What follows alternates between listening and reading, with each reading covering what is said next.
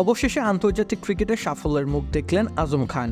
একের পর এক ব্যর্থতা শেষে কিছুটা হলেও স্বস্তির হাসি হাসতে পেরেছেন তিনি। টি-20 বিশ্বকাপের ঠিক আগে আয়ারল্যান্ডের বিপক্ষে সিরিজ দিয়ে ছন্দে ফেরার ইঙ্গিত দিয়ে রাখলেন।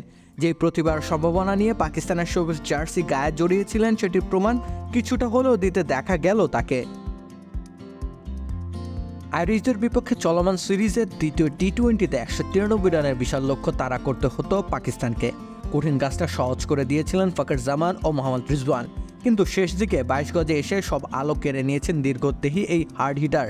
সির্ফ 10 বলে 30 রান করেছেন আজম খান।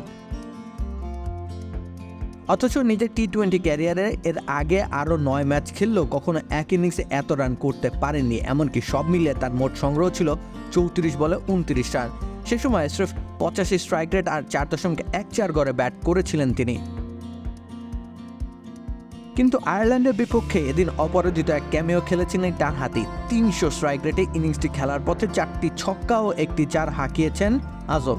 আর ইনিংসটির কল্যাণে তার আন্তর্জাতিক টি-20 ক্যারিয়ারে ব্যাটিং গড় দ্বিগুণ হয়ে গিয়েছে আর স্ট্রাইক রেট বেড়ে দাঁড়িয়েছে 134-এ।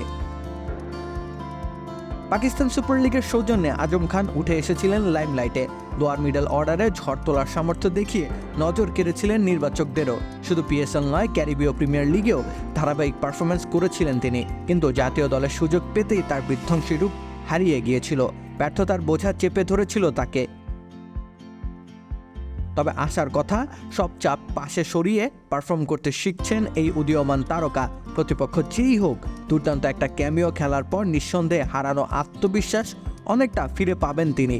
এখন সেই আত্মবিশ্বাস কাজে লাগিয়ে দারুণ কিছু করে দেখানোর পালা, ভরসার প্রতিদান দেয়ার পালা।